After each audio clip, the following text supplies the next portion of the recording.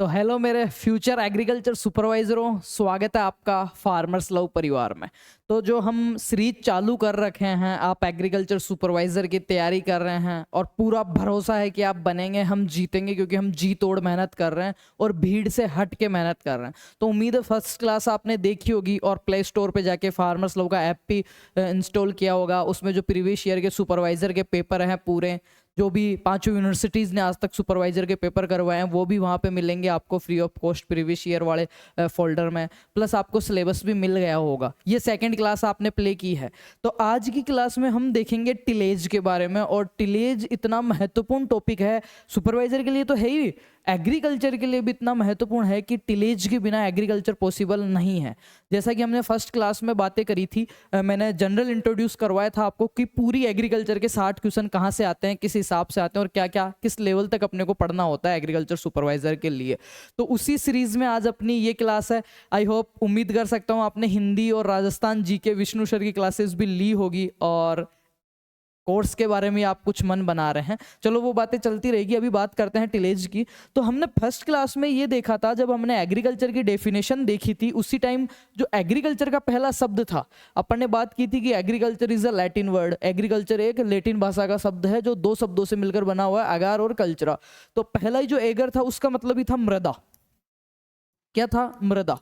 और एक चीज हमने जब और पढ़ी एग्रीकल्चर के बारे में कि एग्रीकल्चर मेनली होता क्या है, अगर जनरल इंट्रोड्यूस करें अपन, क्योंकि मैंने उसमें आपको क्रॉप फसल की डेफिनेशन भी दी थी। तो अपन क्या करते हैं? फसल उगाते हैं। क्या करते हैं? फसल उगाते हैं, या फिर मैं कह सकता हूँ प्लांट से रिलेटेड है। तो पौधा उगेगा, पौधा हवा में तो उगेगा नहीं। पौधे के लिए सबसे मूलभूत जो चीज चाहिए अपने को, वो क्या चाहिए? मृदा चाहिए। और अगर मैं बात करूं एग्रीकल्चर के 3 पार्ट मैंने बताए थे, एग्रोनॉमी, हॉर्टिकल्चर और आपकी एनिमल, ये तीनों ही। अब एक चीज समझना, ये तीनों ही, चाहे से एग्रोनॉमी में क्या करते हैं हम, एग्रोनॉमी को वाई लगा हुआ है पीछे, मतलब ये क्या हो गया? एक ग्रीक भाषा का शब्द हो गया। और एग्रोनॉमी का अगर अपन तोड़ेंगे, 2 ग्रीक भाषा से मिलकर बना हुआ है, एग्रोस और नोमस। नोमस का मतलब होता है मैनेजमेंट। और अगर इसकी बात करता हूं मैं फर्स्ट ही वर्ड की, तो इसका मतलब भी यहाँ पे आता है फील्ड या सोइल। क्या आता है भाई? फील्ड या फिर सोइल। और सोइल का मतलब ही होता है क्या? मृदा। तो एग्रोनॉमी का जब अपन संधि विच्छेद करते हैं बेटा, तो संधि विच्छेद क्या आता है अपना कि मृदा प्रबंधन करते हुए, मृदा प्रबंधन करते हुए क्या करते हैं? फसल का उत्पादन लेते हैं। उसी को अपन क्या कहते हैं? शस्य विज्ञान कहते हैं, फसल उत्पादन।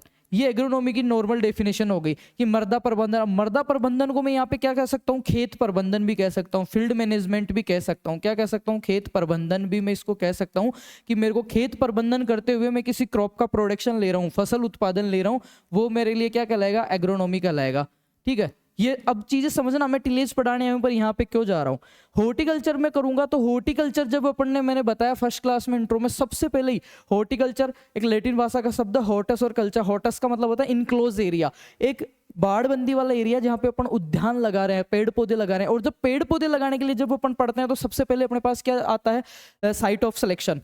ठीक है, स्थान का चुनाव या जगह का चुनाव, स्थान का चुनाव।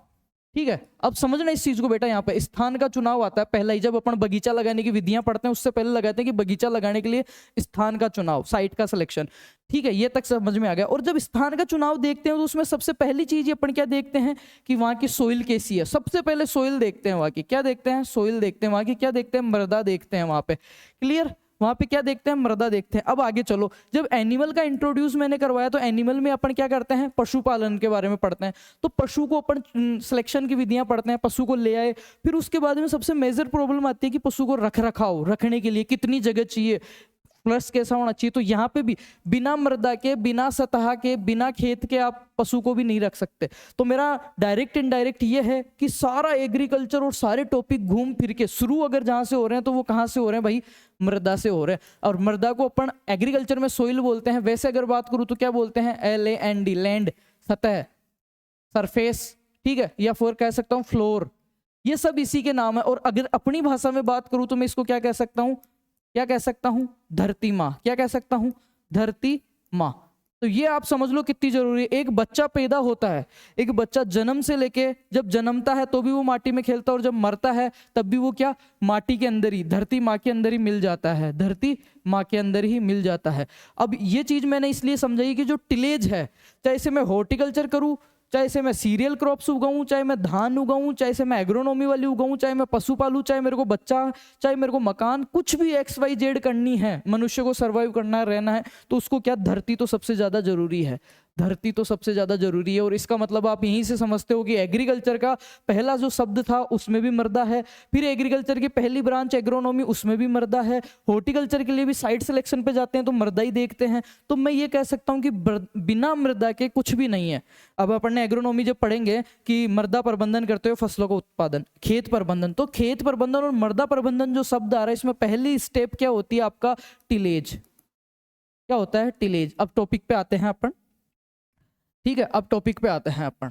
ये चीज आपने समझ ली कि मृदा अपने लिए कितनी जरूरी है, क्योंकि मृदा का जब प्रबंधन करेंगे बेटा, खेत का जब प्रबंधन करेंगे अपन, तभी तो अपन एक बीज को जर्मिनेट करवा पाएंगे। भाई मैं तो ये कह रहा हूँ एग्रीकल्चर के लिए बीज भी सेकंड नंबर पे आता है, जो आपका सीड है ना वो भी सेकेंडरी पे आता है, बीज भी। पहले पे तो क्या आएगी, आपके धरती माई रहेगी, सोइल ही रहेगी, लैंड ही रहेगी। तो भू परिष्करण का मतलब होता है भाई, भू यानी भूमि, भूमि का मतलब यहाँ पे आप सोइल से ले सकते हो, लैंड से ले सकते हो, फ्लोर से ले सकते हो, फील्ड से ले सकते हो, धरती माता से ले सकते हो, माटी से ले सकते हो। भू का मतलब मैंने यहाँ पे लिया सोइल से, किससे लिया, सोइल से। और परिष्करण का मतलब होता है इसको सही करना। क्या करना, सही करना, इसको परिष्करण करना, शुद्ध करना, शुद्ध करना, इसको क्या करना, लेवल करना, या इसको इस योग्य बनाना कि इस पे क्या कर सके अपन। एग्रीकल्चर में पढ़ रहे हैं ना, ये टॉपिक किस में है, आपके एग्रोनॉमी में आता है, एग्रोनॉमी में आता है ना ये टॉपिक। एग्रोनॉमी का क्या मतलब था यहाँ पे, मृदा प्रबंधन या खेत प्रबंधन, खेत प्रबंधन। क्योंकि रटेंगे नहीं, कुछ अलग पढ़ेंगे यार, भीड़ से हटके सिलेक्शन लेना ना अपने को, आजकल वन लाइनर क्वेश्चन आना बंद हो गए। खेत प्रबंधन प्लस फसल उत्पादन, फसल उत्पादन। अब मैंने फसल की डेफिनेशन क्या बताई थी कि पौधों का ऐसा समूह जिसे मनुष्य किसी न किसी रूप में अपने उपभोग के लिए उगाता है, उसको अपन क्या कहते हैं, फसल कहते हैं। अब मेरी बात समझो, भू और परिष्करण, मतलब एग्रीकल्चर में आ रहा है ये टॉपिक, परिष्करण करेंगे। और कितना परिष्करण करेंगे कि एक बीज जो अपना है, सीड जो है बेटा, एक बीज है अपना, वो क्या हो, आसानी से वो हो जाए, क्या, उग जाए, जर्मिनेट हो जाए, अंकुरण हो जाए। उस क्रिया को अपन क्या कहेंगे, भू परिष्करण कहेंगे। कि किसी खेत या भूमि जो है उसको इतनी अच्छी कर देना, इस कंडीशन में उसको ला देना कि मैं उस पर अगर एक सीड सोविंग कर रहा हूं तो वो जर्मिनेट हो सके, वो उग सके, क्योंकि वो उगेगा तभी तो फसल बनेगी।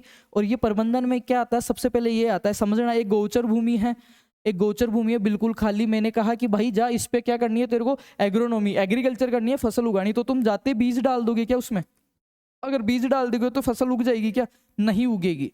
और उग भी गई तो जैसा प्रोडक्शन अपने को चाहिए वैसा नहीं मिलेगा। तो सबसे पहले क्या करते हैं अपन, यहाँ की खेत की मृदा जो है उसको ठीक करेंगे। और उसको ठीक करने के लिए अपने को क्या, यंत्रों की आवश्यकता पड़ेगी। किसकी, मैकेनिकल यंत्रों की, मशीनों की जरूरत पड़ेगी, उसकी मशीनों की जरूरत पड़ेगी। क्या पड़ेगी, मशीनों की जरूरत पड़ेगी। और मशीनों से अपन क्या करेंगे, पहले तो उसको लेवल करेंगे, इसमें जो कूड़ा कंकट है उसको हटाएंगे, जो कांच है, पत्थर है उनको हटाएंगे, जो खरपतवार है उनको हटाएंगे, बिल्कुल लेवल करेंगे। फिर मृदा की जो भौतिक दशाएं होती है, मृदा की जिनको अपन बोलते हैं फिजिकल प्रॉपर्टीज, क्या बोलते हैं, भौतिक दशाएं। मृदा का भौतिक स्वास्थ्य जो होता है ना, फिजिकल हेल्थ, जिसमें अपन पोरोसिटी देखते हैं, रंध्रावकाश देखते हैं, उसमें BD PD, बुल्क डेंसिटी, स्थूल घनत्व और कण घनत्व। जब सोइल साइंस पढ़ाएंगे ना, इतने अच्छे से पढ़ाऊंगा, जिंदगी में सुपरवाइजर बनो या नहीं बनो, जिंदगी में कभी भूलोगे नहीं कि BD और PD क्या होता है।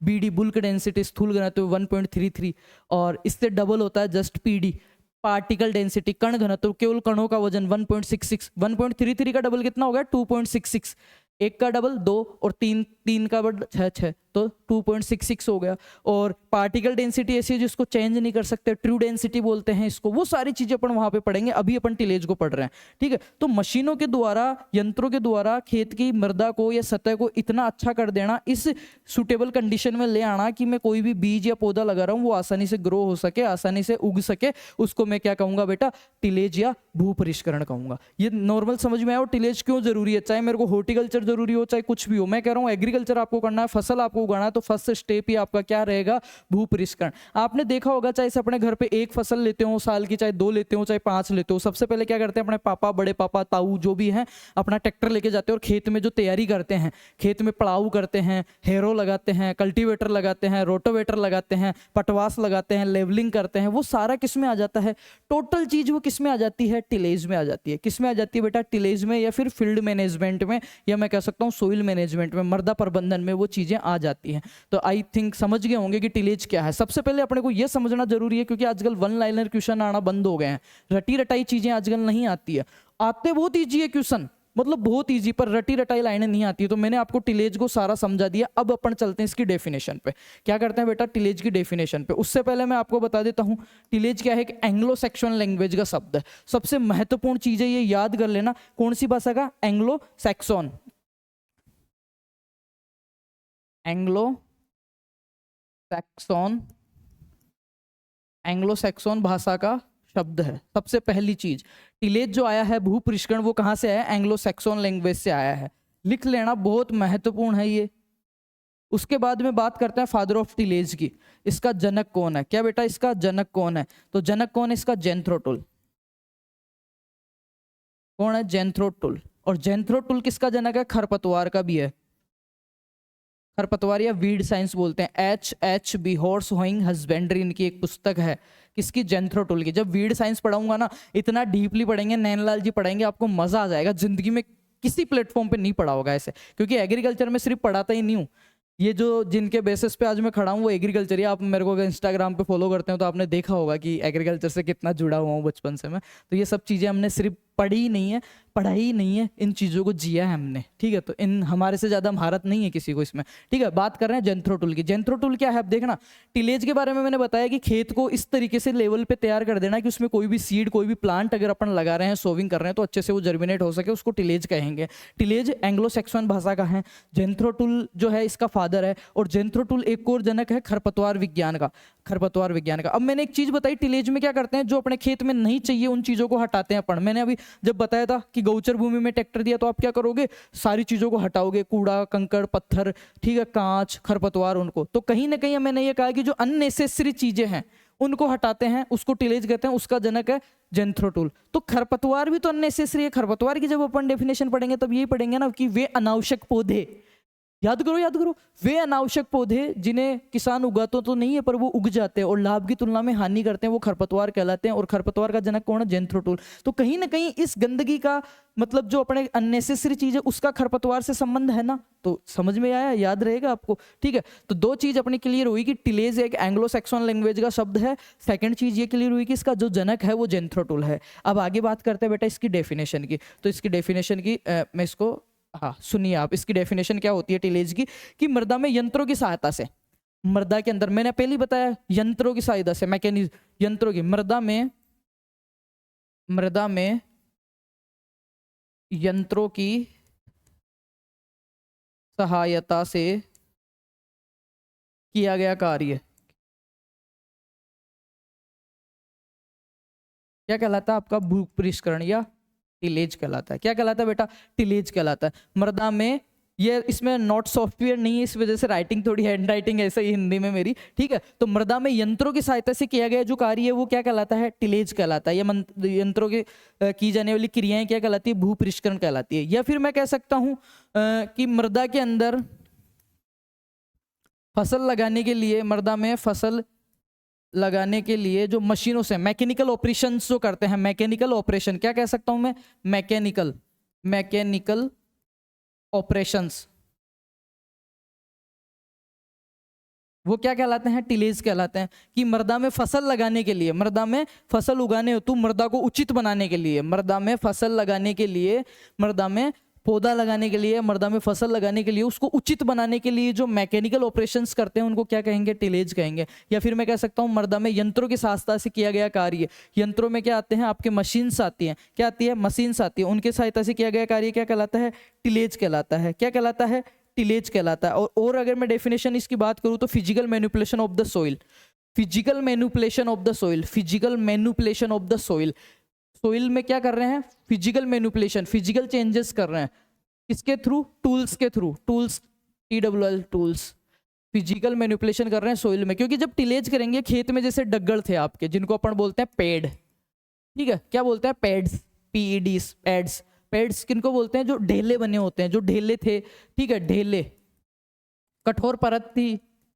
वो सब टूटी। तो कहीं ना कहीं मृदा की जो भौतिक दशाएं हैं, भौतिक दशाएं या भौतिक स्वास्थ्य जिसको बोल सकता हूं मैं, भौतिक दशाएं, फिजिकल कंडीशंस जो हैं, दशाएं, उनमें चेंजेस हुआ। तो वही चीज इसकी मैं तीसरी डेफिनेशन और बता रहा हूँ टिलेज की आपको, कि कोई भी जो सोइल अपनी फिजिकल मैनिपुलेशन अगर उसमें हो रहा है, फिजिकल भौतिक दशाएं उसकी अगर चेंज हो रही है बेटा, physical manipulation of the soil with the help of tools, with the help of tools, tools की मदद से। अब टूल्स कौन कौन से? जब अपन प्रश्न यहाँ से यही आता है कि प्राथमिक भू परिष्करण यंत्रों को बताइए। प्राइमरी टिलेज में कौन कौन सी मशीनें आती है, सेकेंडरी टिलेज में जो जो जितनी भी मशीनें आ रही है वो क्या है, सारे अपने टूल्स आएंगे, टिलेज के टूल्स आएंगे। तो ये आपकी डेफिनेशन होती है यहाँ पे कंप्लीट कि टिलेज है क्या आपका। ठीक है, अब अपन इसके बाद में देखते हैं टिलेज के लाभ क्या होते हैं। ठीक है, क्या देखते हैं टिलेज के लाभ। और एक और चीज मैं बता देता हूँ आपको बेटा, टिलेज कब करते हैं, ये प्रश्न बहुत बार आया हुआ है, नया क्वेश्चन है, टॉपिक के एंड में सारे क्वेश्चंस भी डिस्कस करेंगे। टिलेज कब करते हैं? जब अपने खेत की लगभग 25 से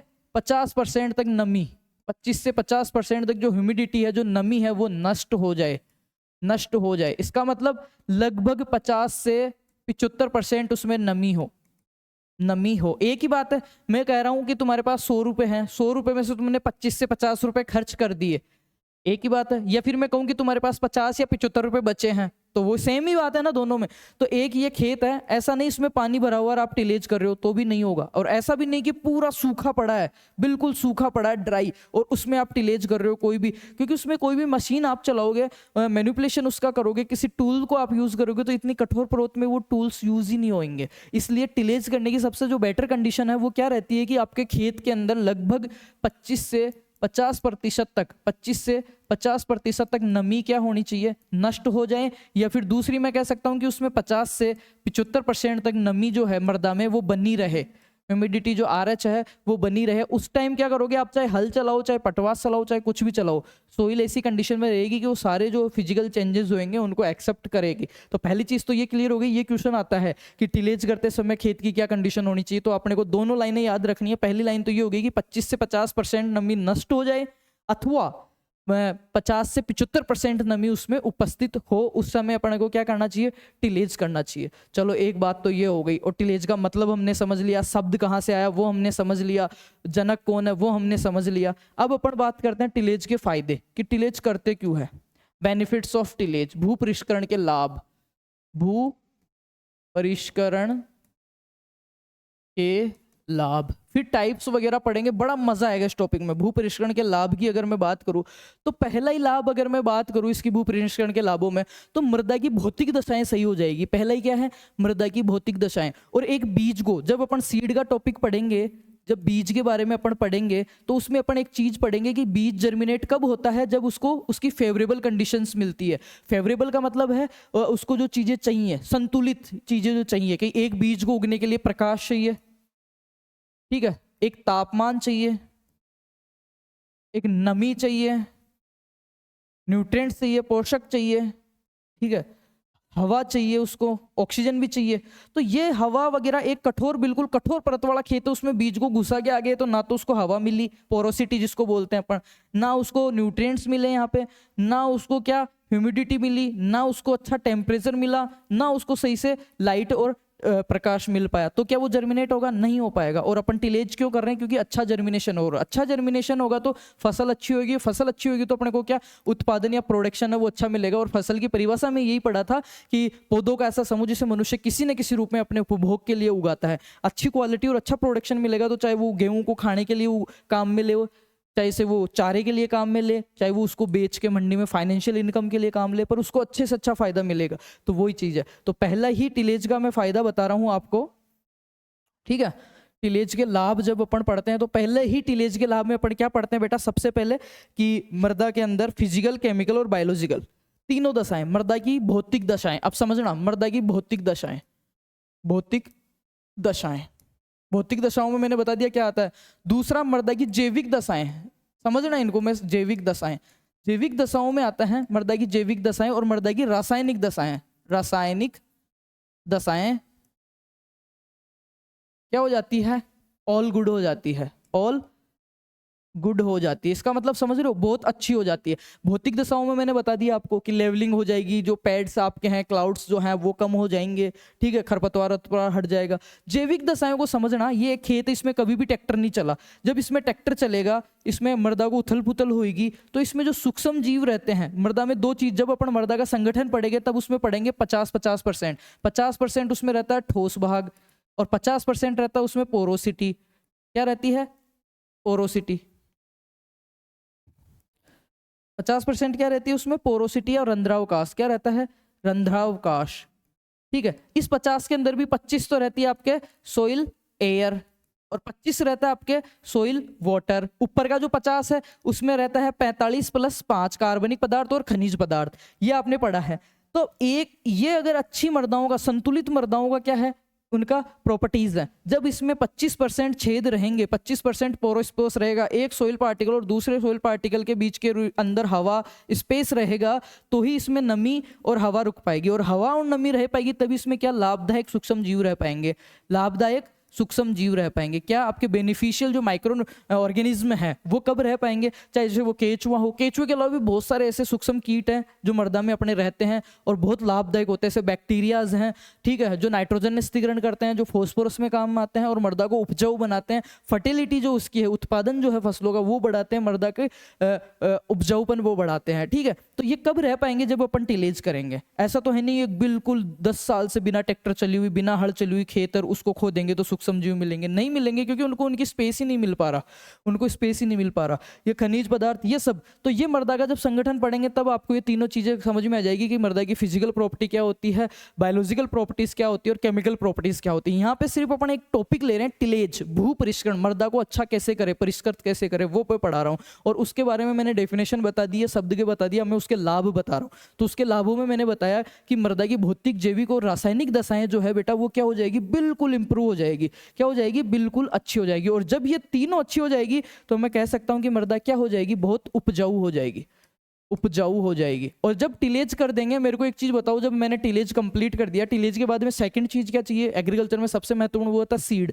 इसमें बीज लगाऊंगा और बीज लगाऊंगा, बीज लगाने से पहले इसको सारा मैनेजमेंट कर दिया। इस बीज को जो फेवरेबल कंडीशंस चाहिए, जो इसको उपयुक्त दशाएं चाहिए, वो मैं सारी प्रोवाइड कर रहा हूं। तो मेरी सबसे ज्यादा क्या बनेगी संभावना कि मैं जितने बीज लगा रहा हूँ सबकी अच्छी से अच्छी जर्मिनेशन परसेंटेज हो। और जब अच्छे बीज के गुण पढ़ेंगे अपन नेक्स्ट टॉपिक में, तो क्या पढ़ेंगे? ऐसे बीज लाओ जिनके जो आनुवंशिक शुद्धता प्लस अंकुरण प्रतिशतता, जर्मिनेशन परसेंटेज हाई हो। अब यार मैं एक बीज लेके आया हाइब्रिड, उसकी जर्मिनेशन परसेंटेज बहुत हाई है, पर मैंने उसको वेल प्रिपेयर करके खेत में टिलेज ही नहीं किया और उसको लगा दिया, तो क्या वो उग पाएगा? क्या नहीं उग पाएगा। सारी चीजें एक दूसरे से रिलेशन करती है, एक दूसरे में फंसी हुई है, एक दूसरे से रिलेट करती है, जुड़ी हुई है। क्योंकि एक अच्छा बीज जिसकी अंकुरण क्षमता बहुत अधिक होनी चाहिए, और अंकुरण क्षमता कब पता चलेगी? जब उसको बहुत फेवरेबल कंडीशंस मिलेगी। और फेवरेबल कंडीशंस कब मिलेगी? जब उसमें टिलेज करेंगे। और टिलेज करेंगे और फेवरेबल कंडीशन सोइल कब दे पाएगी उसको? जब उसकी भौतिक, जैविक और रासायनिक दशाएं सही होगी। और ये दशाएं कब सही होगी? जब उसका भू परिष्करण करेंगे। और भू परिष्करण को क्या कहते हैं?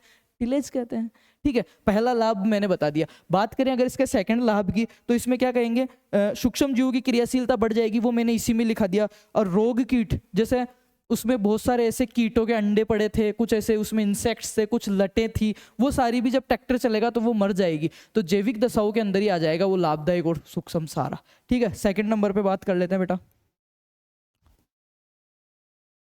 जल, सिंचाई वगैरह करोगे आप, ठीक है। सिंचाई वगैरह करोगे तो सारी चीजें आपको वहां पे बहुत अच्छे से मिल जाएगी। वायु संचार उसका बढ़ जाएगा। क्या बढ़ जाएगा? वायु संचार। वायु संचार बढ़ जाएगा तो मृदा ऐसे स्वस्थ रहेगी, पौधों के रोग वोग नहीं लगेंगे। तीसरा, उसकी बीडी, बीडी क्या घट जाएगी? बीडी को बोलते हैं स्थूल घनत्व, स्थूल घनत्व। मैं अगला टॉपिक सीड लूंगा, उसके बाद में बीडी लूंगा, ठीक है। ऐप पे चल रही है क्लास रेगुलर, आप देख लेना। बीडी को इतने प्यार से समझाया मैंने प्रैक्टिकल क्लास के अंदर, सोइल की कटोरी लाके समझाया, कभी जिंदगी में नहीं भूलोगे। बीडी कितना होता है? 1.33। और बीडी जितना कम होता है ना मृदाएं, उतनी क्या होती है? उपजाऊ होती है, उपजाऊ होती है। बीडी जितना कम होता है ना, बीडी बोलते हैं स्थूल घनत्व। थोड़ा सा समझा देता हूं मैं यहाँ पे, क्योंकि ये इससे संबंधित है, स्थूल घनत्व। और बीडी, बी का मतलब होता है बुल्क डेंसिटी, और पी डी मतलब पार्टिकल डेंसिटी। पी मतलब पार्टिकल मतलब कण घनत्व, कण घनत्व। तो जब अपन पढ़ते हैं इनमें से क्वेश्चन क्या आता है समझो, ऐसा कौन सा है जो घटता बढ़ता नहीं है, या जिसको अपन बोलते हैं सत्य घनत्व या ट्रू डेंसिटी, तो वो है कण घनत्व। कण घनत्व, कण घनत्व कितना होता है 2.66 सेमी क्यूब, ठीक है, कितना होता है 2.66, और ये कितना होता है 1.33, ठीक है। तो हमेशा ये पढ़ते हैं कि स्थूल घनत्व जो है वो कण घनत्व का आधा होता है, या अपन पढ़ते हैं पीडी जो होता है वो बीडी का दुगुना होता है। 1.33 इंटू 2, एक के गुणा, एक का कितना हो गया दुगुना 2, और 3 3 का 6 6, समझ गए। जो बीडी होता है ना, बीडी जो कम वाला बुल्क डेंसिटी है स्थूल घनत्व, वो घटता बढ़ता रहता है। जब अपन टिलेज करते हैं किसी खेत का तो बीडी क्या होता है बेटा, घट जाता है। क्या होता है, घट जाता है। और जब बीडी घट जाता है तो क्या अपनी सोइल फर्टिलिटी जो है, सोइल फर्टिलिटी उपजाऊपन जो है वो बढ़ जाता है। वो कैसे बढ़ेगा अभी मैं समझा रहा हूँ, पर थोड़ा सा ये समझ लो। बीडी क्या होता है, ये मेरा खेत है, कोई भी खेत में से सपोज करो मेरे पास कोई कटोरी है, ये मैं यहाँ से समझा देता हूँ। कोई भी खेत है, ये मेरे पास ढक्कन है, मैं गया उसमें ढक्कन को भर के ले आया, ढक्कन को भर के ले आया, और उसको लाके मैं ओवन में रख दिया। उसको तोल रहा हूं मैं, उसको तोल रहा हूं मैं, तो उसका जो वजन आ रहा है एक फिक्स एरिया के अंदर, इसकी फिक्स माप थी कि कितने सेंटीमीटर का था, क्यूब का था, किलो का था, उस हिसाब से मैंने लेके आया। उस मृदा के वजन को क्या बोलते हैं अपन, बीडी बोलते हैं, बुल्क डेंसिटी। तो ये सब जगह की अलग अलग हो सकती है। एक तो मैंने बिल्कुल गौचर में से भर के लाया, एक मेरा वो खेत जिसमें डेली ट्रैक्टर चलता है मैं उसमें से भर के लाया, और एक इसी जगह कोई नाला आड़ा था वहां से मैं भर के लाया। तो सबकी बुल्क डेंसिटी अलग अलग आएगी, पर जो आएगी एवरेज वो कितनी आएगी 1.33। और ये घट बढ़ कैसे सकती है, एक खेत था मैं वहां से भर के ले आया, ठीक है, तो मैं ऐसे भरा तो उस टाइम सोइल कण भी आ गए, और सोइल कणों के बीच में कोई हवा थी, पानी था, नमी था, सारी चीज आ गई, समझ रहे हो ना। ऐसे डायरेक्ट भर के ले आया तो उसके बीच में जो भी उपस्थित था उस जगह में सारा आ गया, उसको बोलते हैं बीडी। अब ये घटती बढ़ती कैसी है, जब मैं टिलेज करूंगा इसमें लगातार ट्रैक्टर चलाऊंगा, पटवास चलाऊंगा, तो ये सोइल पार्टिकल्स हो सकता है या तो दूर दूर हो जाए, या हो सकता है और पास पास आ जाए। तो वजन तो कम ज्यादा हो जाएगा ना, इसका वजन तो कम ज्यादा हो जाएगा ना। तो ये बीडी क्या है, घटता बढ़ता रहता है। और ये जब कम हो जाता है तो मृदाएं उपजाऊ हो जाती है। कैसे, ये कम कैसे होएगा, जब सोइल पार्टिकल, मृदा के कण दूर दूर हो जाएंगे और इनमें हवा भर जाएगी या पानी भर जाएगा, हवा भर जाएगी तब। और ये दूर दूर हो जाएंगे मतलब पार्टिकल्स तो हो जाएंगे कम, ठोस स्पेस तो हो जाएगा कम, और पोरोसिटी क्या होगी, बढ़ जाएगी। रंध्रावकाश जब मृदा में बढ़ जाता है तो सूक्ष्म जीव वगैरह सब बढ़ जाते हैं। और जब मृदा के कण दूर दूर, अपन नहीं कहते खेत में ट्रैक्टर चला के माटी को मक्खन बना दिया, तो वो मक्खन बनती है ना, तब बीडी कम हो जाता है। कैसे होता है कि सोइल के पार्टिकल जो चिपके हुए थे ना वो दूर दूर हो जाते हैं। वो दूर दूर हो गया, इसका मतलब उसमें हवा और पानी घुसने का स्थान हो गया। हवा और पानी घुसेगा तो मृदा ऑटोमेटिक उपजाऊ हो गई। पहले चिपकी हुई थी बिल्कुल, जब ट्रैक्टर चलाया, हल चलाया, तो वो टूट गए, दूर दूर हो गए, ठीक है, दूर दूर हो गए। और फिर वहां से वजन उठाया तो कण तो कम हो गया ना, वजन तो कम हो गया। तो ये क्या घटता बढ़ता रहता है, और इसको क्या बोलते हैं बीडी 1.33। ये जब घटता है टिलेज करने से, ये प्रश्न हर बार पूछते हैं कि टिलेज करने से क्या होगा, टिलेज करने से हमेशा क्या बीडी जो आपका है वो घटता है बेटा। और पीडी जो है ना, पार्टिकल डेंसिटी, वो कभी भी घटता बढ़ता नहीं है। इसको सत्य घनत्व भी बोलते हैं, ट्रू डेंसिटी भी इसको बोलते हैं। ये हमेशा फिक्स रहता है 2.66। ये कैसे होता है, आप देखो, एक खेत था, चाहे कोई सा भी खेत हो, वहां से मैं मृदा लेके आया, उसको ओवन में रखा, उसको काटा पीटा कुछ भी किया, उसमें जितनी भी बीच में स्पेस था वो हटा दिया, सिर्फ कणों का। पीडी का मतलब समझ लेना कण घनत्व, केवल कणों का भार है। मैं ये कह रहा हूं केवल कणों का भार, इतने dot dot dot dot dot पास पास में मृदा के कण चिपके हुए हैं। 1 किलो मृदा है, उसमें पूरे कण ही कण है, कुछ भी नहीं है, बीच में हवा नहीं है, पूरा एक कण के दूसरा कण चिपका हुआ, बीच में 1 इंच भी जगह नहीं है। अब उसको मैं चाहे गर्म कर लूं, चाहे मैं उसको कूट लूं, चाहे उसको पीट लूं, चाहे उसको बोतल में डाल दूं, चाहे उसको कैन में डाल दूं, वो 1 किलो ही रहेगी, क्योंकि उनके बीच में स्पेस ही नहीं है। तो वो क्या है, अचेंजेबल, जिसको क्या बोलते हैं नॉन चेंजेबल या ट्रू डेंसिटी कहते हैं। समझ गए बीडी और पीडी। तो ये पीडी का ये भी प्रश्न आता है, पीडी कम ज्यादा होएगी तो क्या मृदा घनत्व पे पड़ेगा, तो पीडी कम ज्यादा होती नहीं है। बीडी बुल्क डेंसिटी या स्थूल घनत्व जब कम होता है तो पार्टिकल्स दूर दूर हो जाते हैं, और सोइल की क्या भौतिक दशाएं, जैविक दशाएं अच्छी हो जाती है, अच्छी हो जाती है, तो क्या उपजाऊ बन हो जाता है। समझ गए बीडी और पीडी। तो अभी मैं क्या बता रहा हूँ आपको, सिर्फ टिलेज के लाभ बता रहा हूँ, समझा रहा हूँ, क्योंकि ये टॉपिक इतना डीपली इसलिए समझा रहा हूँ क्योंकि चाहे कुछ भी करो ये टॉपिक तो रहता ही रहता है। अपने सुपरवाइजर बन गए ना कल को तो भी ये रहेगा ही रहेगा, ठीक है, और बढ़ेंगे यार, ऐसी बात नहीं है। अब रासायनिक दशाओं में क्या होता है, कोई केमिकल ऐसा था उसमें मृदा में जब ट्रैक्टर चला, बार बार उसमें हल चला, बार बार कल्टीवेटर रोटोवेटर चला, पटवास लगाया, तो उसके अवशेष है वो भी कम हो जाएंगे। तो उसकी रासायनिक दशाएं, या फिर लवणीय क्षारीय मृदाएं थी, जब आपको नैनलाल जी सर पढ़ाएंगे लवणीय क्षारीय मृदाएं, उनका मैनेजमेंट, तब आपको बताएंगे कि कैसे टिलेज उसको इफेक्ट करता है, लवण को, क्षार को, इनको। ठीक है, तो ये अपन पढ़ रहे हैं, अभी इनके लाभ पढ़ रहे हैं। तीसरा हमने पढ़ा कि बीडी जो है इसका स्थूल घनत्व जो है वो क्या हो जाएगा बेटा, कम हो जाएगा। बीडी क्या हो जाएगा इसका, कम हो जाएगा। मृदा की ऊपरी सतह का तापमान बढ़ जाएगा, रोग कीट और खरपतवार कम हो जाएंगे। क्या हो जाएंगे, चौथा देखो, रोग कीट और खरपतवार कम हो जाएंगे, खरपतवार कम हो जाएंगे, मृदा उर्वरता बढ़ जाएगी, जल संचय बढ़ जाएगा, जल को रोकने की क्षमता जो है ना, जल संचय। एक तो बिल्कुल नॉर्मल खेत है, बरसात आ गई, पूरा पानी रपट के ढुल के बाहर चला जाएगा। एक ऐसा खेत है जिसमें बुआई की हुई है, हल निकाले हुए हैं, बरसात आएगी तो पूरा पानी यहीं ऑब्जर्व हो जाएगा, यहीं के यहीं वो सोख लेगा उसको। तो वो क्या हुआ, कब सोखा, जब पार्टिकल्स दूर दूर हुए। पार्टिकल दूर दूर कब हुए, जब टिलेज किया, और दूर हुए तो क्या, उपजाऊपन पड़ा, क्योंकि पानी घुस गया, तो बीडी कम हो गया।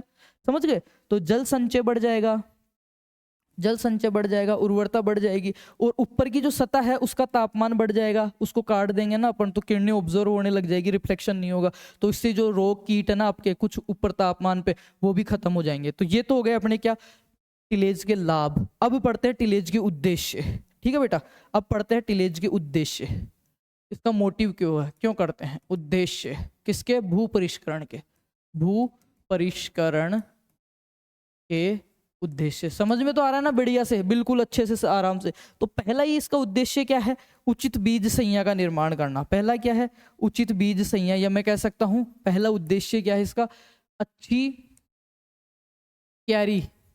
अभी टॉपिक एंड होगा तो मैं बताऊंगा आज तक यहाँ से क्या क्या क्वेश्चन आए और कैसे कैसे आते हैं। अच्छी क्यारी का निर्माण करना। अब क्यारी कौन सी, या मैं कह सकता हूँ अच्छी क्यारी की जगह क्या, यहाँ पे नर्सरी, या जहाँ पे अपन बीज लगाते हैं वो, या बीज लगाने के लिए तो अपन कर रहे हैं, अच्छी क्यारी का निर्माण कर रहा है। टिलेज करेंगे तो बहुत अच्छी अपनी बीज संज्ञा जो है वो तैयार हो जाएगी, और अपन आराम से सारी चीज कर सकते हैं। उसके बाद में है अच्छी मृदा का निर्माण, वही चीजें घूम घूम के आएगी, अच्छी मृदा निर्माण, अच्छी मृदा का निर्माण। तीसरा है खरपतवार नियंत्रण, खरपतवार नियंत्रण। ठीक है, 3 हो गए। पहले क्या पढ़ रहे थे अपन, पहले पढ़ रहे थे अपन इसके लाभ, अब पढ़ रहे हैं इसके उद्देश्य। चौथा हो गया हानिकारक कीटों और रोगों से निवारण, हानिकारक रोग कीटों को, क्योंकि आपने पढ़ा होगा गर्मियों की जुताई करते हैं तो उससे क्या होता है, जो जितने भी कीटों के अंडे थे उथल पुथल हो जाते हैं, गर्मी में नष्ट हो जाते हैं। रोग कीटों का नियंत्रण। तो ये 4 तो मैंने बताया इसके उद्देश्य, और उससे पहले बताए थे मैंने इसके लाभ। ठीक है, कि उसका टिलेज क्यों करते हैं। अब ये टिलेज आपने समझ लिया कि टिलेज। अब पढ़ते हैं टाइप्स ऑफ टिलेज, बहुत ईजी है। टिलेज के प्रकार, मेनली ये 2 प्रकार का बेटा। कितने प्रकार का है, मेनली 2 प्रकार का है ये।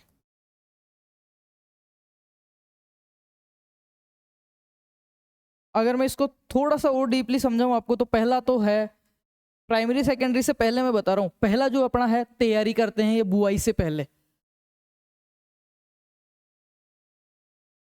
चलो डायरेक्ट पढ़ते हैं अपन, प्राथमिक और द्वितीयक, ऐसे आप कंफ्यूज हो गए। प्राथमिक भू परिष्करण, क्या, प्राथमिक भू परिष्करण, जिसको मैं क्या कह सकता हूं, प्राइमरी टिलेज। क्या कह सकता हूं बेटा, प्राइमरी। और दूसरा क्या हो गया, द्वितीयक, मतलब सेकेंडरी, द्वितीयक भू परिष्करण, भू परिष्करण। ये क्या हो गया, सेकेंडरी। प्राइमरी और सेकेंडरी 2 मेजर मैंने बता दिए। अब प्राइमरी टिलेज क्या होता है देखना इसको।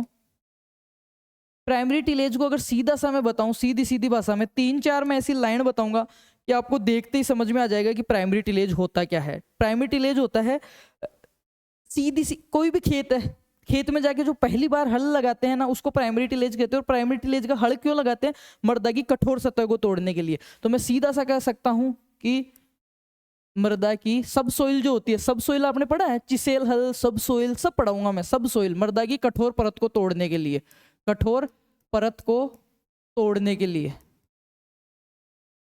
तोड़ने के लिए, मृदा की कठोर परत को तोड़ने के लिए जो सबसे पहले जो अपन करते हैं वो प्राथमिक भू परिष्करण कहलाता है। क्या कहलाता है आपका, प्राथमिक भू परिष्करण कहलाता है। ठीक है, प्राइमरी और सेकेंडरी।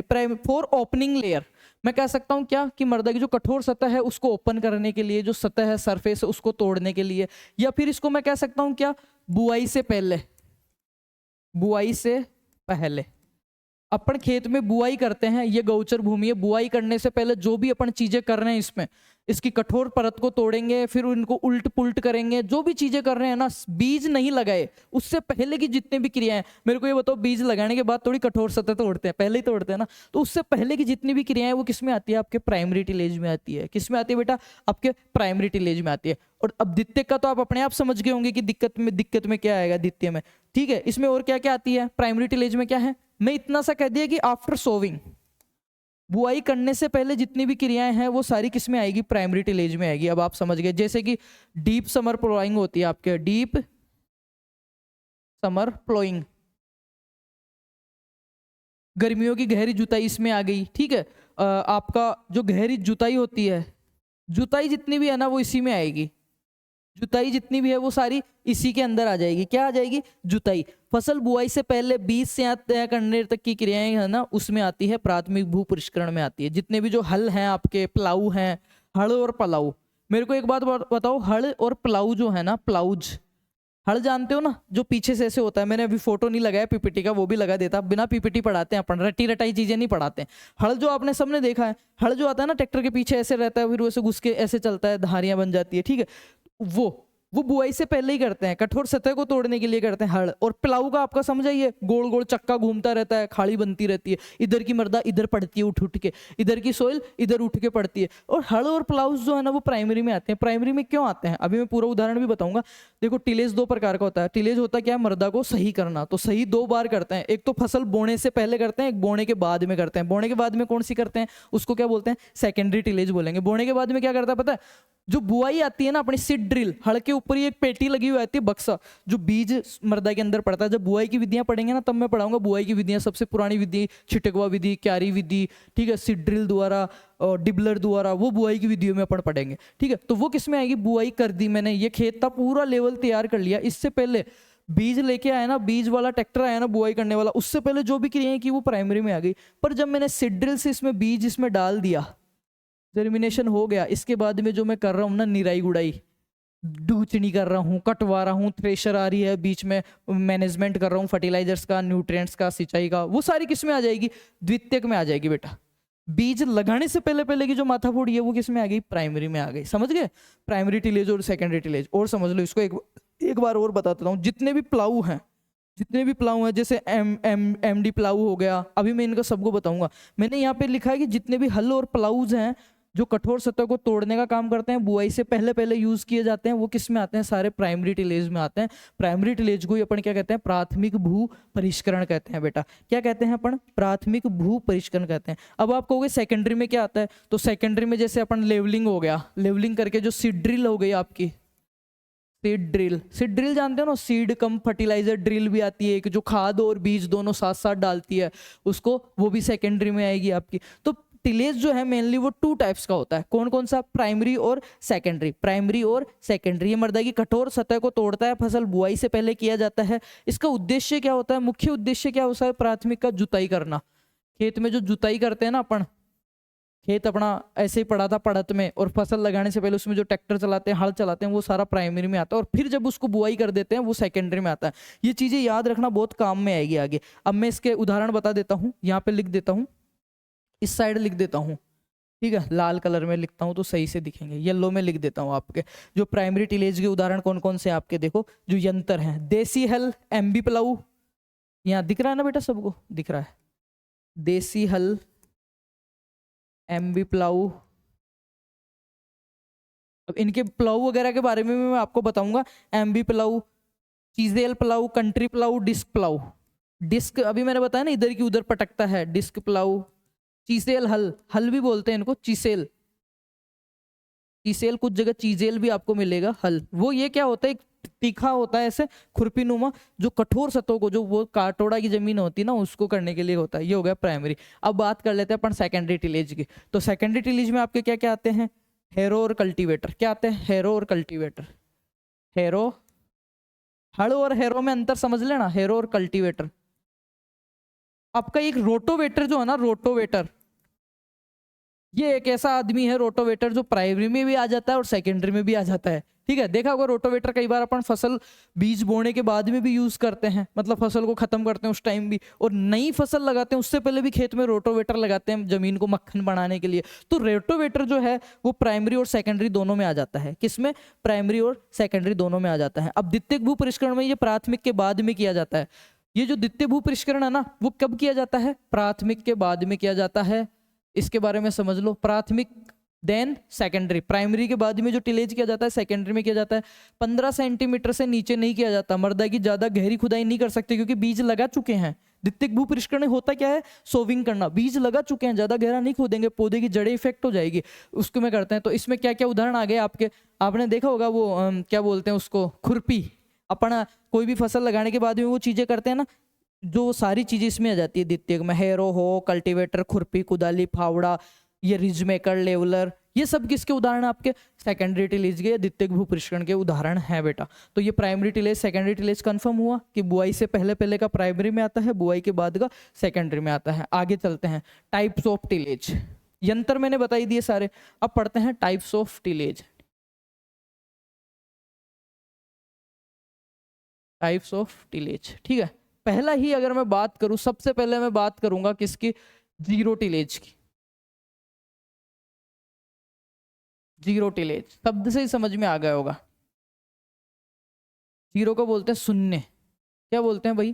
शून्य भू परिष्करण। शून्य भू परिष्करण। अब देखो ना, इसके बारे में इंटरेस्टिंग चीजें हैं। शून्य भू परिष्करण जो है आपका यूएसए से आया। कहां से आया? यूएसए से। क्यों आया? शून्य भू परिष्करण में क्या करते हैं, जो आपका प्राइमरी टिलेज है, मतलब प्राथमिक भू परिष्करण जो है, प्राथमिक भू परिष्करण जो है उसको क्या करते हैं? 100% क्या करते हैं? अवॉइड करते हैं। क्या करते हैं? अवॉइड करते हैं, मतलब त्याग देते हैं, मतलब करते ही नहीं है, मतलब छोड़ देते हैं, मतलब इसको नेग्लेक्ट कर देते हैं। ठीक है। और क्या करते हैं? प्राइमरी टिलेज के रूप में डायरेक्ट ही क्या करते हैं अपन? बीज को बो देते हैं, बीज को बुआई कर देते हैं। और हमने पढ़ा है कि बीज की बुआई को क्या कहते हैं? द्वितीयक टिलेज। क्या कहते हैं? द्वितीयक भू परिष्करण। क्या कहते हैं? द्वितीयक भू परिष्करण। द्वितीयक भू परिष्करण। अब समझना, यहाँ पे सबसे पहले यूएसए में आया। जीरो टिलेज जो था आपका, वो सबसे पहले कहाँ पे आया? यूएसए के अंदर आया। ठीक है। और इसमें क्या होता है? जीरो टिलेज के अंदर शून्य भू परिष्करण भी इसको बोलते हैं। क्या बोलते हैं? शून्य भू परिष्करण। इसको शून्य भू परिष्करण। और इसका जनक कौन है? बताओ मेरे को। इसका जो जनक है ना आपका शून्य भू परिष्करण का, वो आपका जेबी ट्रिपलेट है। GB triplet. कौन है बेटा? GB triplet. कौन है? जेबी ट्रिपलेट। GB triplet. अब इसको समझना, जब यूएसए के अंदर डीजल और पेट्रोल, डीजल की कीमतें बहुत ज्यादा हो गई और खेत तैयारी करने के लिए, क्योंकि आपको पता है 3-4 बार ट्रैक्टर चलता है, इतना पैसा नहीं बचता किसान के पास, तो वो किसान ने क्या किया? प्राइमरी टिलेज के रूप में जितनी भी चीजें कर रहा था, प्राइमरी टिलेज के रूप में जितनी भी क्रियाएं कर रहा था, उन सबको क्या किया उन्होंने? बंद कर दिया। उन सबको क्या किया उन्होंने? बंद कर दिया। ठीक है। तो वो चीजें क्या हुई? सॉरी, जीरो टिलेज के बारे में नहीं पढ़ रहा मैं। हाँ, क्या हुई? ये सारी चीजें बंद कर दिया इन्होंने। भाई डीजल के पैसे इतने ज्यादा हो गए कि वो प्राइमरी टिलेज के रूप में जो पहले जो चीजें कर रहे थे, जुताइयां वगैरह, वो बंद कर दिए। डायरेक्ट उन्होंने क्या कर दिया? बीज की बुआई कर दी। डेफिनेशन सुनना, प्राइमरी टिलेज, सॉरी, जीरो या शून्य भू परिष्करण, जिसका जनक कौन है? जेबी ट्रिपलेट है। यूएसए से ये आया। यूएसए में डीजल वगैरह की कीमतें बहुत ज्यादा हो गई थी, तो किसानों ने क्या किया? प्राइमरी टिलेज को क्या किया? 100% अवॉइड कर दिया। और सेकेंडरी टिलेज के रूप में क्या कर दी? डायरेक्ट बीज की बुआई कर दी। डायरेक्ट बीज की बुआई कर दी। उसको क्या कहेंगे अपन? Zero tillage. क्या कहेंगे? Zero tillage. Father of zero tillage GB triplet, USA से आया। शून्य भू परिष्करण भी इसको कहते हैं। आगे बात करते हैं इसी के बारे में, शून्य भू परिष्करण के बारे में। ठीक है। इसका जन्मदाता यूएसए। एक चीज आपने देखी होगी, थोड़ा सा मैं वीड साइंस को यहाँ पे ऐड करता हूं। पैराक्वाट और डाइक्वाट, दो ऐसे खरपतवार नाशी हैं जिनको असेलेक्टिव, अचयनात्मक बोलते हैं, नॉन सेलेक्टिव बोलते हैं। ये क्या करते हैं? जो बराबर में आ गया उसी को मार देते हैं। जो बराबर में आ गया उसी को मार देते हैं। अब कोई खेत है, मैंने उसमें प्राइमरी टिलेज नहीं किया, ट्रैक्टर नहीं चलाया, उसमें खरपतवार उत्पार हैं, तो मैं क्या करूंगा, एक दवाई आती है, एक खरपतवार नाशी आता है पैराक्वाट और डाइक्वाट, उसको इस पे स्प्रे कर दूंगा। उसको स्प्रे कर दिया तो पूरा खेत खाली हो गया, पूरा खेत खाली हो गया। प्राइमरी टिलेज के रूप में जो मेरे को चीजें करनी थी वो नहीं की, और डायरेक्ट सेकेंडरी टिलेज के रूप में मैं बीज को बो दूंगा, उसी को क्या बोलूंगा, जीरो टिलेज। तो जीरो टिलेज में जो सबसे महत्वपूर्ण जो भूमिका निभाते हैं, जो अपने लिए जरूरी हैं, वो कौन से हैं आपके, पैराक्वाट और डाइक्वाट। पैराक्वाट और डाइक्वाट क्या क्या है, पैराक्वाट और डाइक्वाट। इसमें क्या करते हैं, प्राइमरी टिलेज को 100% अवॉइड करते हैं, प्राइमरी टिलेज प्राथमिक भूपृष्ठकरण को 100% अवॉइड करते हैं, और सेकेंडरी टिलेज के रूप में डायरेक्ट क्या कर देते हैं, अपन शोविंग कर देते हैं। सेकेंडरी टिलेज के रूप में क्या कर देते हैं, डायरेक्ट शोविंग कर देते हैं। डाइक्वाट और पैराक्वाट इसमें यूज करते हैं, ठीक है। पर इसमें एक दिक्कत है, इसमें एक दिक्कत है, जो आपकी मृदा की कठोर सतह को नहीं तोड़े ना अपन ने, नहीं तोड़ी प्राइमरी टिलेज तो किया ही नहीं, चल खरपतवारों को तो मैंने हटा दिया खरपतवार नाशी से।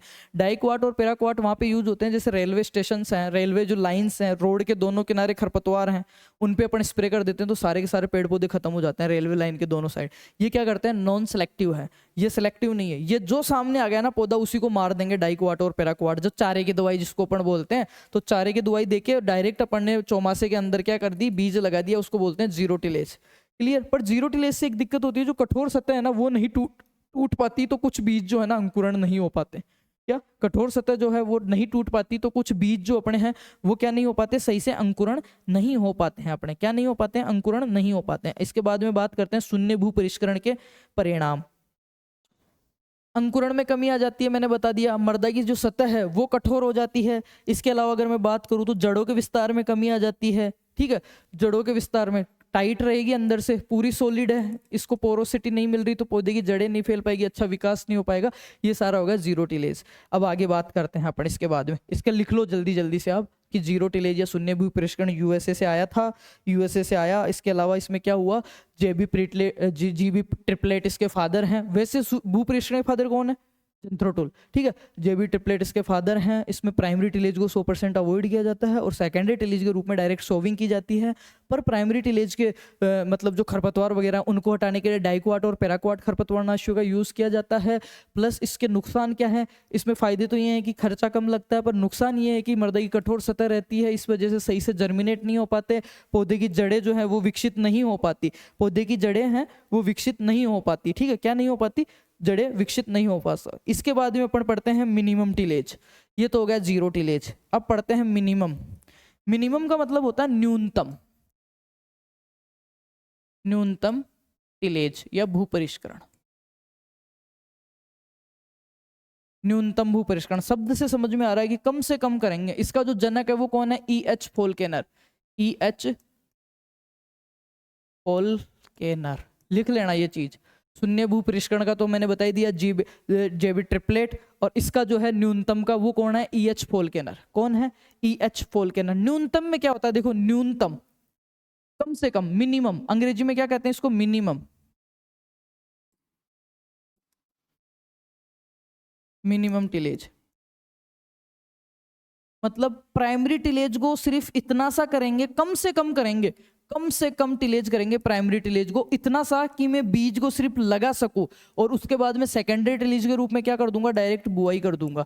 उसको क्या कहूंगा मैं, मिनिमम टिलेज कहूंगा। क्या कहूंगा, मिनिमम टिलेज कहूंगा। क्या कहूंगा भाई, मिनिमम टिलेज या न्यूनतम भू परिष्करण। इसमें सबसे महत्वपूर्ण जो प्रश्न आता है वो यही आता है कि न्यूनतम भू परिष्करण है उसका जनक कौन है, न्यूनतम भू परिष्करण का जनक कौन है। मिनिमम टिलेज इसको कहते हैं। Tillage is reduce necessary for better seed preparation, ठीक है। और इसमें रोटोवेटर का यूज करते हैं, इसमें रोटोवेटर का यूज करते हैं। कम से कम वह स्थिति जिसमें बीज की अच्छी क्यारी बन जाए, कम से कम वह स्थिति जिसमें बीज की क्यारी ठीक ठाक बन जाए, हमारी बीज को लगाने के लिए मृदा ठीक ठाक हो जाए, उसको अपन क्या कहते हैं, मिनिमम टिलेज कहते हैं। इसका जनक कौन है, E.H. फोल्केनर है। कम से कम टिलेज करते हैं, कम से कम जितना जरूरी है। ऐसा नहीं कि एक किसान के पास खुद का ट्रैक्टर है, खुद का खेत है, तो वो क्या करता है 7-8 बार बढ़िया हड़ लगा देता है, उसको क्या बोलते हैं, मैक्सिमम। क्या बोलते हैं उसको, मैक्सिमम टिलेज। ये भी होता है, मैक्सिमम टिलेज भी होता है एक, है ना। अधिकतम टिलेज, अधिकतम भू परिष्करण, भू परिष्करण। अधिकतम भू परिष्करण में क्या होता है, प्राइमरी टिलेज के अंदर 3 बार ही हड़ चलाने की जरूरत थी, उसने 5 बार चला दिए, वो क्या होता है, बेस्ट से बेस्ट उसने कर दिया, वो होता है अधिकतम। पर न्यूनतम में क्या होता है, 3 बार चलाने की जरूरत थी पर उसने एक बार ही चला दिया, थोड़ा सा हेवी और इतना कैपेबल कर दिया इस सोइल को कि इस पे सीड लग सके। और सेकेंडरी टिलेज के रूप में डायरेक्ट क्या कर दी, सोविंग करती, उसको क्या बोलेंगे, मिनिमम टिलेज बोलेंगे। और जो आपका मिनिमम टिलेज है उसका जनक कौन है भाई, मिनिमम टिलेज का जनक है आपका E.H. फॉल्केनर। कौन है, E.H. फॉल्केनर। कौन है, E.H. फॉल्केनर। आगे बात करते हैं इसी में, तो आपका जीरो टिलेज हो गया, मिनिमम टिलेज हो गया, एक होता है कंजर्वेशन टिलेज, संरक्षित टिलेज। क्या कहते हैं उसको, संरक्षित टिलेज। ये इसका लिख लो एक बार आप दोनों चीज, कंजर्वेशन टिलेज या संरक्षित टिलेज। 30% से अधिक फसल अवशेषों पे बुराई करते हैं, इसमें क्या करते हैं, कंजर्वेशन टिलेज या संरक्षित जिसको बोलते हैं, संरक्षित या कंजर्वेशन, संरक्षित भू परिष्करण। 30% तक फसल अवशेष खेत में पड़े हैं, मतलब कोई फसल थी, ठीक है, उसको हटा दिया, नई फसल लगा रहे हैं, तो लगभग इतना 70% उनको खत्म कर दिया, 30% पड़े हैं, उसी पे अपन ने क्या कर दी, सेकेंडरी टिलेज कर दी, मतलब बुआई कर दी मैंने। क्या कर दी, बुआई कर दी मैंने। तो वो क्या कहलाएगा, मेरा संरक्षित भू परिष्करण कहलाएगा। ये क्यों करते हैं, देखो संरक्षित जो भू परिष्करण अपन करते हैं ना न्यूनतम भू परिष्करण के बाद में, तो संरक्षित भू परिष्करण का एक ही सबसे महत्वपूर्ण रहता है कि क्या, नमी बनाए रखना। क्या, नमी बनाए रखना। 30% कम से कम फसल अवशेष होते हैं, उनके ऊपर ही डायरेक्ट सोविंग कर देते हैं, उसको संरक्षित भू परिष्करण कहते हैं। ये नमी के लिए भी यूज होता है, जैसे कोई खेत है, वहां पे पहले कोई फसल लगी हुई थी, पूरा साफ नहीं किया, कुछ कुछ वो रह गए मेरे, कुछ कुछ रह गए, और उन्हीं के ऊपर मैंने क्या कर दी, सोविंग कर दी, उन्हीं के ऊपर क्या कर दी, सोविंग कर दी। जैसे परासाली क्रॉप रिड्यूस होता है अपना, ठीक है, हैप्पी सीडर है ना, वो इसमें यूज करते हैं, हैप्पी सीडर का इसमें क्या करते हैं, हैप्पी सीडर का इसमें यूज करते हैं अपन। अगर आगे बात करूं मैं सिलेबस के हिसाब से आपके, तो टिलेज के अंदर लगभग चीजें अपन ने कवर करी है। 3 टाइप का tillage, types of tillage, primary और सेकेंडरी। फिर अपन ने देखे टिलेज के अन्य करने के स्तर क्या। संरक्षित टिलेज के अंदर अपन और पढ़ते हैं क्रॉप रिड्यूस, फसल अवशेषों के आधार पे, फसल अवशेषों के आधार पे, फसल अवशेषों के आधार पर। तो ये भी अपन इसमें देखते हैं कि 30% मिनिमम उसमें फसल के अवशेष थे, और उसी पे वो कर दिया मैंने, सोविंग कर दी, सेकेंडरी टिलेज कर दिया, तो वो क्या कहलाता है, आपका संरक्षित भू परिष्करण कहलाता है। जब अब आपका टिलेज का टॉपिक आप देखोगे तो लगभग चीजें उसकी अपनी कवर हो चुकी है। अपनी 51 मिनट की क्लास थी, हमने बहुत अच्छे से समझ के इसको किया है, ठीक है। अब मैं देख लेता हूँ अगर आपका कोई टॉपिक रह रहा है तो अकॉर्डिंग टू सिलेबस। हल के बारे में रह रहा है, जो अपन यंत्र पढ़ेंगे, जब मैं आपको एक और क्लास, टिलेज एक क्लास में खत्म नहीं होता है, एक क्लास और रहेगी जिसमें अपन टिलेज के जो इक्विपमेंट्स हैं, जो टूल्स हैं, एक स्पेशल आपके एग्रीकल्चर सुपरवाइजर में टॉपिक दिया हुआ है कृषि यंत्रों का, जिसमें जितने भी कृषि यंत्र है, हैप्पी सीडर, सीडल, डिस्क प्लाउज, 45 डिग्री का कोण होता है, कितने पे चलता है, कितने घंटे में करता है, कितनी गहराई तक चलता है, ठीक है, चिसेल हल कितनी गहराई तक परत को तोड़ता है, वो उनका एक सेपरेट क्लास लेंगे जिसमें अपन सारे यंत्र देख लेंगे। एक बार मैं इसमें देख लेता हूँ, टिलेज में कुछ बाकी नहीं रहना चाहिए आपका, है ना। टिलेज के बारे में सबसे पहले देखो, मैं रिवाइज करवा रहा हूँ, अपने डेफिनेशन देखी, शब्द के बारे में देखा, फादर के बारे में देखा बेटा, एंग्लो सैक्सन से आया है, जेंथ्रो टूल जनक है, डेफिनेशन हमने देखी कि फिजिकल मैनिपुलेशन कर रहे हैं टूल्स की सहायता से, उसको अपन क्या कह रहे हैं, टिलेज कह रहे हैं, कि मृदा की भौतिक जैविक दशाएं इसमें बदल जाती है। अगर इसके लाभ की बात करूँ तो मृदा की भौतिक जैविक और दशाओं को चेंज कर देता है, मृदा में पोरोस्पेस बढ़ा देता है, मृदा में सूक्ष्म जीवों को बढ़ा देता है, मृदा की फर्टिलिटी जो है उसको बढ़ा देता है। ये टिलेज के लाभ हो गए थे। फिर अपने टिलेज के प्रकार पढ़े, प्राइमरी और सेकेंडरी। फिर हमने पढ़ा जीरो टिलेज, मिनिमम टिलेज और कंजर्वेशन टिलेज, 3 ही पढ़े हैं। Minimum tillage E.H. Faulkner, minimum tillage का जनक कौन है, E.H. फॉल्केनर, मिनिमम, ठीक है, कम से कम करते हैं, कम से कम इतना कि अच्छी क्यारी बन जाए या बीज को जर्मिनेशन के लिए जगह मिल जाए, केवल उसको बोलते हैं मिनिमम टिलेज। जीरो टिलेज में क्या करते हैं, बिल्कुल ही नहीं करते। प्राइमरी टिलेज तो बिल्कुल ही नहीं करते, सेकेंडरी के रूप में डायरेक्ट सोविंग करते हैं। Primary tillage 100% avoided, and primary tillage के रूप में ही सेकेंडरी टिलेज कर देते हैं डायरेक्ट, जिसमें सोविंग कर देते हैं। पर खरपतवारों को हटाने के लिए क्या करते हैं, पैराक्वाट और डाइक्वाट जो आपके खरपतवार नाशी उनका यूज करते हैं, जो कि क्या है, नॉन सेलेक्टिव हर्बिसाइड्स हैं, उनका यूज करते हैं अपन। तो जीरो टिलेज से क्या हो जाता है, मृदा की सतह कठोर की कठोर रह जाती है, सही से जर्मिनेशन, अंकुरण नहीं हो पाता, पौधा जड़ें नहीं फैला पाता, सूक्ष्म जीव नहीं आते, मृदा पानी सही से नहीं रुकता, मृदा में सूक्ष्म जीव सही से नहीं रहते। उसके बाद में हमने पढ़ा कंजर्वेशन टिलेज या संरक्षित टिलेज। संरक्षित टिलेज में क्या होता है, 30% फसल अवशेषों के ऊपर ही बुआई कर दी जाती है, मिनिमम 30% फसल अवशेष। यहाँ से प्रश्न आता है तो ये आता है 30%। जीरो टिलेज का फादर जेबी ट्रिपलेट है, जेबी ट्रिपलेट। देखो टिलेज का फादर जेंथ्रोटुल, खरपतवार का फादर जेंथ्रोटुल, उसके बाद में पढ़ा जीरो टिलेज जेबी ट्रिपलेट, जीरो ट्रिपलेट, जीरो जेबी ट्रिपलेट, फिर पढ़ा मिनिमम EH फोल्केनर, मिनिमम EH फोल्केनर। एक क्वेश्चन ये भी आता है कि जीरो टिलेज जो है वो कहाँ से आया, तो USA से आया। अब मैं देख लेता हूँ इसके बाद में बेटा जो आपके क्वेश्चंस बच रहे हैं, ये तो हो गया अपना टॉपिक्स कवर। अब मैं आपको क्वेश्चंस करवाने वाला हूँ इस टॉपिक से जो पहले क्वेश्चंस आए हुए हैं और आ सकते हैं, वो क्वेश्चंस करवा देता हूँ मैं।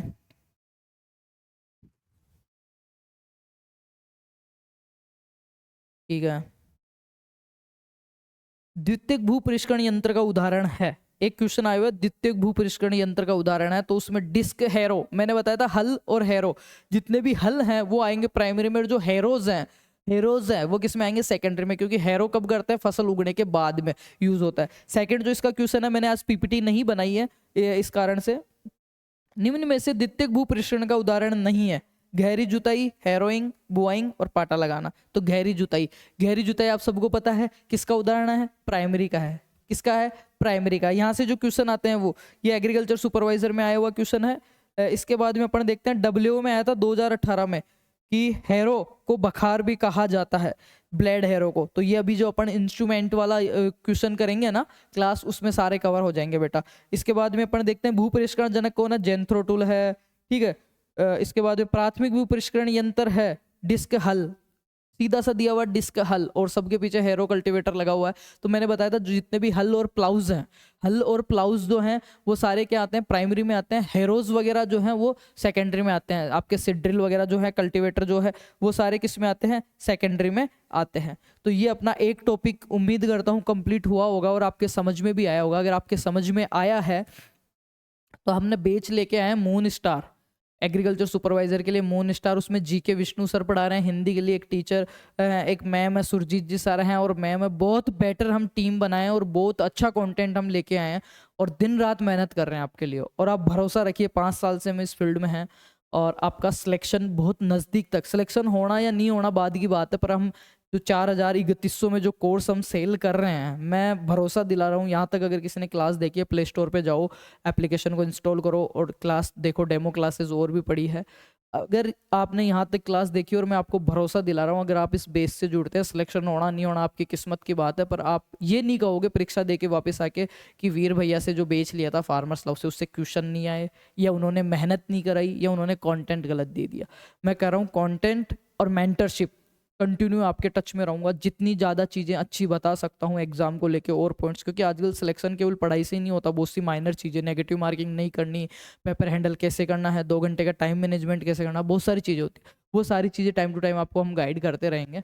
तो अभी तक भी नहीं जुड़े हो तो जाओ और GK की क्लासेस देखो। हिंदी की फैकल्टी, GK की जो हमारी फैकल्टी, उसको 13 साल का एक्सपीरियंस है। एग्रीकल्चर की मेरे अलावा जो मेरे गुरुजी हैं नैनलाल जी पढ़ा रहे हैं, उनको 15 साल का एक्सपीरियंस है। हिंदी वाली मैम को 13-14 साल हो गए पढ़ाते हुए, SI वगैरह बीच में। सर को तो और भी ज़्यादा टाइम हो गया, सरकारी टीचर है वो। तो बहुत अच्छी टीम और बहुत अच्छी मेहनत कर रहे हैं। टाइम टू टाइम आपके लिए PYQs, MCQs, क्वेश्चंस लाएंगे, मेंटरशिप रहेगी। तो आप जाओ, बेच खरीदो और मिलते हैं नेक्स्ट क्लास में।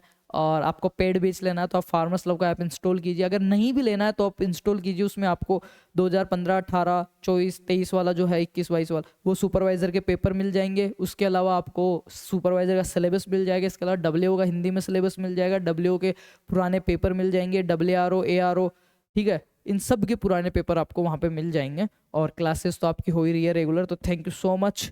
उम्मीद करता हूँ क्लास आपको बहुत अच्छे से समझ में आई होगी और टिलेज टॉपिक को हमने रटा नहीं, समझा है। तो एक प्यारा सा कमेंट कर देना। और जिन्होंने अभी तक ऐप इंस्टॉल नहीं किया तो डिस्क्रिप्शन में लिंक है, वहाँ से जाके ऐप इंस्टॉल कीजिए। हमारे इंस्टाग्राम हैंडल से आप जुड़ सकते हो, टेलीग्राम से जुड़ सकते हो नोट्स वगैरह के लिए। Thank you so much, love you. Next topics मिलते हैं अपन। और हिंदी और GK की रेगुलर क्लासेस हो रही है, तो वो भी आप देखिए, इस सीरीज से जुड़िए। कुछ अलग कर रहे हैं हम, क्योंकि पढ़ सब रहे हैं, हम कुछ अलग कर रहे हैं और अलग करने के लिए दिन रात मेहनत कर रहे हैं। और मुझे भरोसा है अगर आप हमारा साथ दोगे इस यात्रा में, इस जर्नी में, तो हम जीत जाएंगे। और हम आपको जिताने के लिए, बेच नहीं, भरोसा। ये आप लोगों के लिए बेच हो सकता है, लोगों के लिए कोर्स हो सकता है, पर मेरे लिए क्या, ये मेरा सपना है और मैं अपने सपने से कॉम्प्रोमाइज़ नहीं करूँगा। दिन रात हम मेहनत कर रहे हैं, मन लगा के, जी तोड़ के। और इसके रिजल्ट्स आपके सामने होंगे जब सुपरवाइजर की लिस्ट आएगी। उस टाइम आपके मन में ये मलाल नहीं रहे कि काश उस दिन वीर भैया की बात मान लेते और कोर्स ले लेते तो आज में भी कट ऑफ के उस पार होता। तो थैंक यू सो मच, सभी को बेस्ट ऑफ लक। जाइए कोर्स लीजिए, अब इंस्टॉल कीजिए, क्लासेस लीजिए और हमारे को फीडबैक दीजिए। Thank you.